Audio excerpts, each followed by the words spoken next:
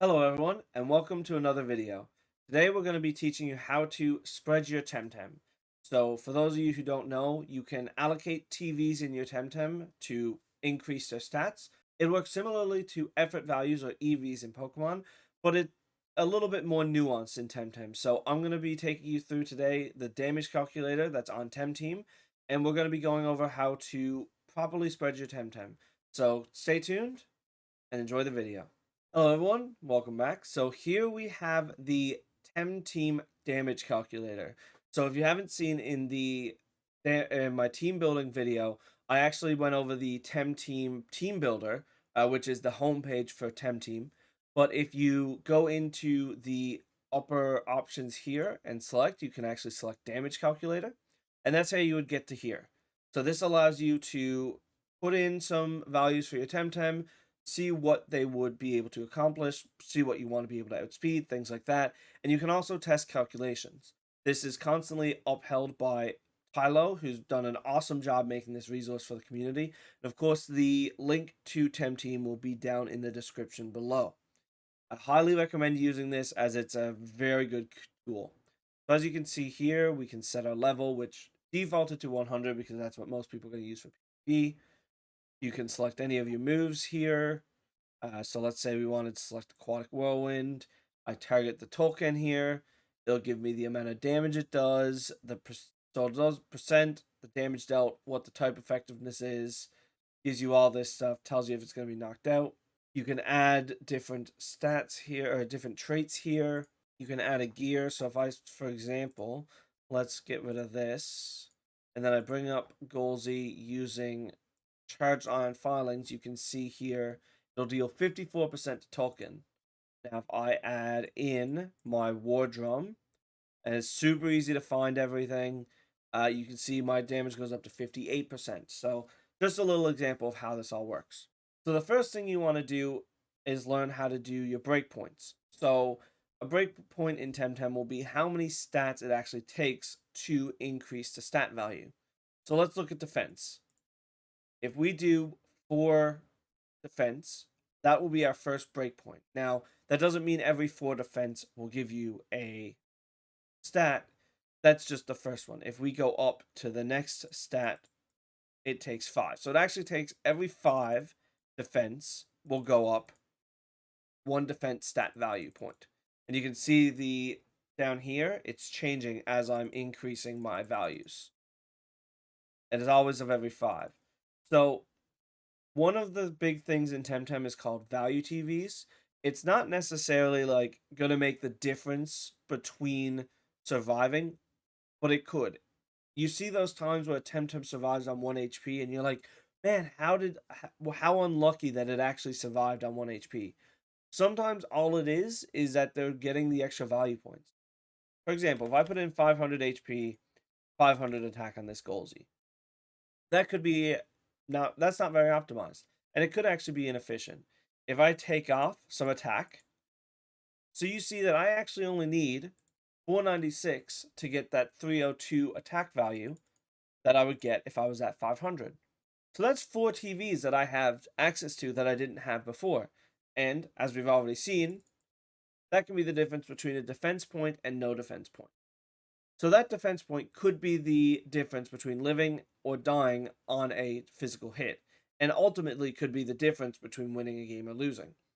Is this very common? Definitely not, but you don't lose anything for doing it. It's very easy to do this in Temtem as well, where you have candies that increase your values by 1, so you can really optimize how you want to do it in Temtem as well. The last thing I want to talk about with breakpoints is stamina breakpoints. So, what a stamina breakpoint is at certain stamina levels, you will regen more stamina. For example, when you hit 41 stamina, you will regenerate 4 stamina every turn. That is your base stamina that you gain back. If you hit 61 stamina, which is the first main breakpoint we'll see in most level 110s, then you will be hitting 5 stamina regen every turn. The next breakpoint is 81. You can kind of see the trend here. 81, you get back 6 stamina turn. 101, which you will very rarely hit, you'll get back 7 stamina. And 121, I don't think I've ever seen a Tem use 121 stamina yet. So that is your basic stamina breakpoints. The stamina breakpoint is going to determine how much stamina you want to put on your Temtem. We're going to go down and break down stamina rotations here shortly, but your rotations are going to change based on what your stamina breakpoint is, because you're going to be regenning more stamina at the end of each turn. So we're going to go and look at how that actually applies when we're talking about our stamina rotations. That's a little rundown on how the different breakpoints work and how your value TVs work. It's a good idea to get into the habit of never just doing 500, 500, and just popping it into the damage calculator and seeing what extra stat points you can get out of it. The general ones that people go for are defense and special defense, as that little extra bulk helps. But you should also look at your value stat for speed, because that could be the difference between outspeeding a rival who's using the same Tem, but using it at base speed. Usually now, of course, top level players will include the value points in their calculations, but you can always play with it and see what you can get out of it. So, what is a stamina rotation? Stamina rotations is a set of moves that you can use without overexerting your Temtem. When you're overexerted, you're unable to take a move on your next turn, and you're going to take damage based on how much you overexerted. I'll pop the formula here up on the screen so you can see what your overexerted damage would be. It's very common practice to have your stamina rotation cover 3 moves, and ideally it'll be your 3 most expensive moves, because that allows you to have more options when you're actually using the Temtem. However, there are some cases where you want a very specific stamina rotation, because perhaps you only have so many TVs you can invest into stamina. So you may ask yourself, well, why not just invest more into stamina so that I can use as many moves as I want? I don't have to worry about overexertion. A lot of times a Temtem isn't going to be on the battlefield for more than 3 to 4 turns, unless it's, for example, a stall team or a raid boss team, and they usually have other ways to affect their stamina. So if you are already getting more than 3 turns, 3, 4, 5 turns on a field, you're probably already doing very well. But not only that, you're also not as effective as you could be, because you may have to take points out of damage for your stamina. So a 3-move rotation is what's considered the standard as the best efficient use of your stamina rotation. But of course, this does change depending on the Tem you're using and what you're using it for in your team. So let's look at the example of a stamina rotation. Right now we're looking at Platypus, who has a pretty low base stamina at 49. As you can see, its main stamina stat at level 100 will be 54. That doesn't allow it to do a lot of moves, but we'll see what we can do. So generally on Platypus, your turn 1 could be a Rotten Goo, very standard turn 1 move for Platypus. The easiest way to look at your stamina rotation is you can actually go here in Temteam, and if you hit Perform Turn, it'll reduce the stamina down here. A very good way to help you learn how to do stamina rotations until you get the hang of it. Of course, once you get the hang of it, there is formulas that you can just, for example, add all your stamina together, minus how many turns are going to be there, plus your breakpoint. Like, there's a way you can do it, which I'll go over quickly, but this is pretty straightforward way to do it. So we see Aquatic Whirlwind hits, brings us to 1 stamina, then we regen up to 5. So that is a rotation, but it's only a 2-move rotation and not really what we're looking to do. Here we have a decision to make. You could do a smaller stamina pool in case you needed to hit a higher breakpoint on your other stats, and we could go for a 3rd lower stamina move like Toxin Shower, or even Water Blade, I believe is also the same as Toxin Shower. It is. So you could do so that you get 17 when you rest, so you need 12 extra stamina. So let's put in that stamina and let's see what we're looking at. Alright, so here we have an example of what our stamina breakpoint would be if we went for a lower rotation. So as I said before, your regen is going to actually affect it. So while we did need 12 stamina to use our move, we only need to add 10 points of stamina to bring us from 54 to 64, because during that time we hit the 61 breakpoint and got the extra regen point. So now if I show you the rotation, we do Rotten Goo, brings us to 46 stamina, do Aquatic Whirlwind, that'll bring us down to 17 stamina, and that allows us to use our Water Blade or Toxin Shower for no overexert. And then the nice thing about that is you can then do what's called a big overexert, where you're basically at 0 stamina, but you just need to get this move off, and you just take a ton of overexert damage just to kill a high priority target. So the other option you have here, and what I would probably lean towards going to, is you can do a higher stamina rotation. So maybe we want to do Rotten Goo, Aquatic Whirlwind, Rotten Goo. That means that we would need 23 stamina on our third move instead of 17. The nice thing about that is we then have the option to use Rotten Goo as our third move without overexerting, while as we can of course still use our Water Blade and Toxin Shower. That is generally how I would do my rotations, using the highest damage rotation, unless it's a bit unrealistic that I would ever click those three moves. If I have three very high stamina cost moves and a very low cost one, I would probably try and weave in the lower cost one to help with my TV breakdown. But let's see what it would look like with a bit more stamina investment. So here we have our stamina breakpoint if we wanted to use a Rotten Goo, Aquatic Whirlwind, Rotten Goo rotation. For this rotation, you need to hit 70 stamina, which is what we have here. So for reference, let's look at the difference. We had to add about 31 points of TVs. So if we do 31 points of special attack, that's about a difference of 6 special attack points, which is the same amount of points we had for stamina.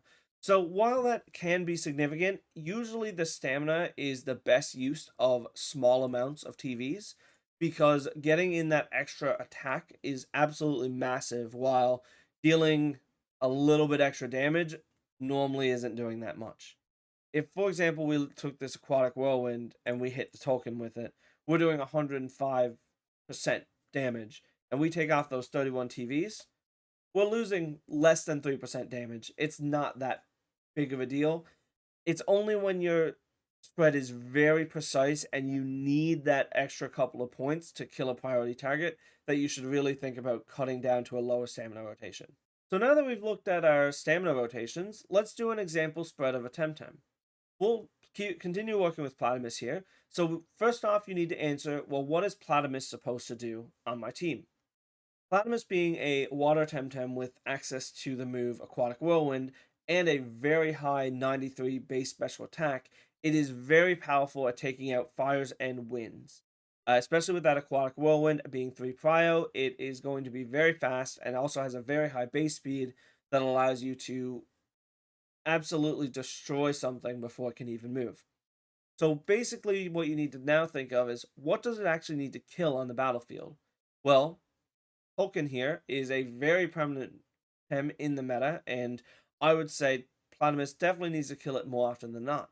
However, it gets into a problem here where Tolkien's secondary typing Wind is actually effective against Platypus's second typing of Toxic. So you want to make sure that you're not going to die to the Tolkien using a Tornado before you can actually kill it with your Aquatic Whirlwind. So how do you do this? The biggest thing to be, make sure that you can always kill the Tolkien for the first thing. So if we say 500 attack in our Platypus versus a 500 HP Tolkien, how does that look? So let's take a look at that. Alright, so while it might be unrealistic for Tolkien to be 500 HP, it's definitely not heard of, and you definitely want to make sure that you can always kill a 500 HP Tolkien. So right now we have 500 TVs in our special attack. However, we don't actually need that much quite to kill the Tolkien. We can actually continue to drop this down until we're hitting exactly 100%.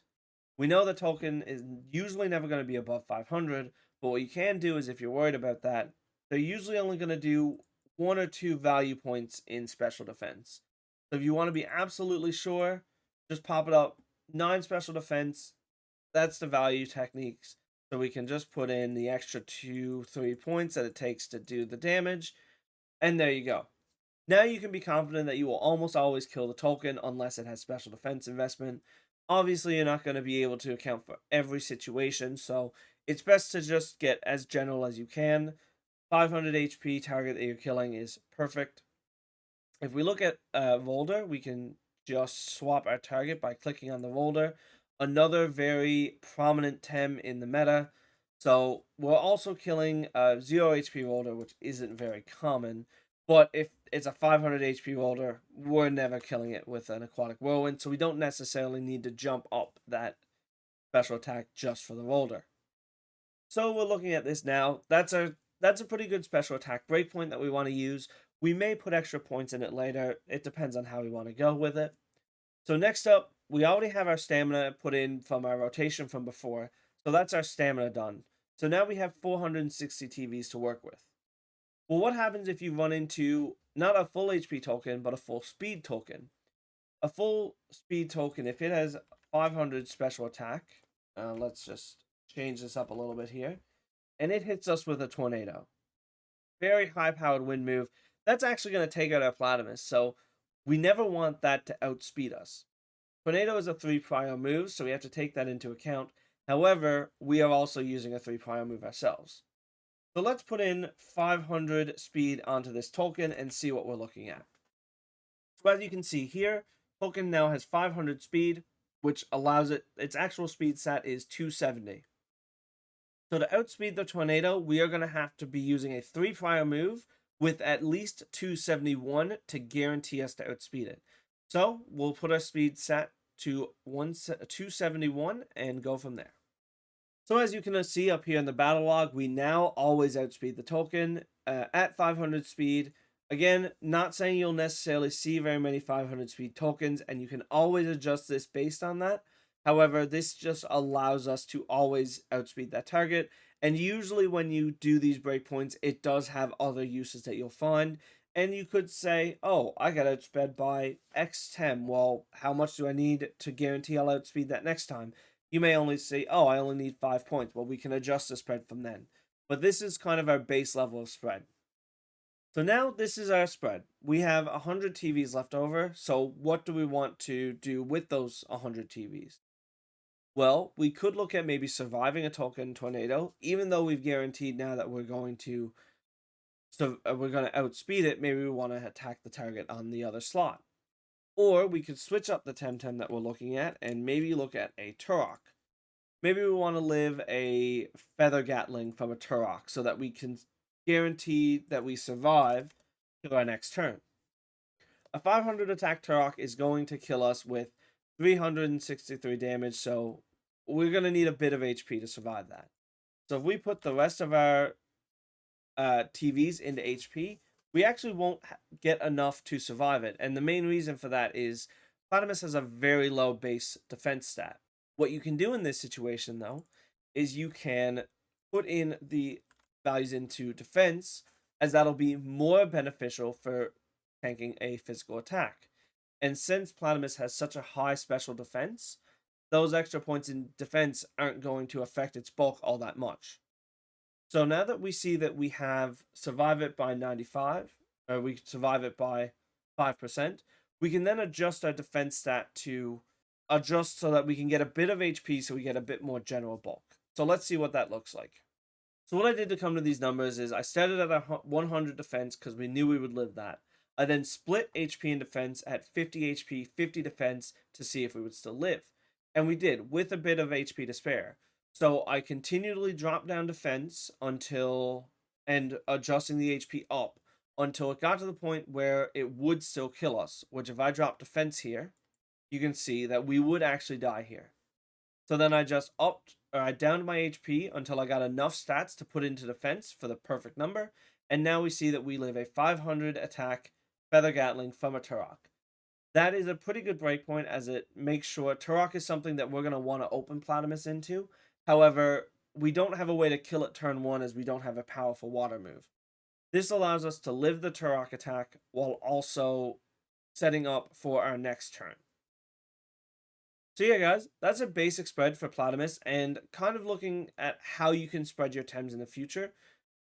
Putting in a bit extra into your lower defense, or if you're trying to counter a specific Temtem and you want to make sure you survive long enough to actually affect them, this is a great tool you can use. Of course, the damage calculator is a fantastic tool, and you should use it as much as you can because it makes your life so much easier. I remember doing Temtem before the damage calculator came out, and it was not very fun at all. It was very difficult to try and see exactly how you wanted to spread things. So yeah, guys, I hope you enjoyed this video. This is a basic outline. There's so much more in depth you could go with it, but this is definitely a great starting point, and you'll learn the rest as it comes. This is exactly what you're going to need to know to get started. So thank you guys so much for watching. Hope you guys enjoyed the video. If you liked the video, make sure to like it. And if you got any questions, comments, or concerns, make sure to put them down below and I will get back to you on them. If you have anything else you want me to explain in a video, make sure to let me know and I'll see if I can do a guide for you. Thanks so much guys for watching. I'll see you guys in the next one. Peace.